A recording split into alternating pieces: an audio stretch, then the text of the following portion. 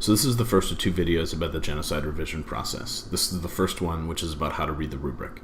The first thing you probably want to know is, are you proficient or not?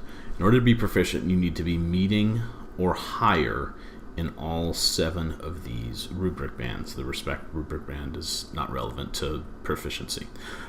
So for example, if you look at this example rubric, the informative writing development is not proficient, the analysis is not proficient, and the conclusion is not proficient. So these 4 bands of argumentative writing, of development, creativity, and argumentative language are all fine, but the informative writing development, the analysis, and the conclusion would need to be fixed. That's pretty straightforward. There are a couple things that you should see though on the rubric that you might have questions about. The first one is up near the top. There are a bunch of letters. So if you'll see on this rubric, it says R, H, E, H, O, and C. So what that means is, as I was reading this, I saw evidence from Rwanda, from the Herero genocide, from the Holocaust, and from Cambodia. So that's what those letters at the top mean.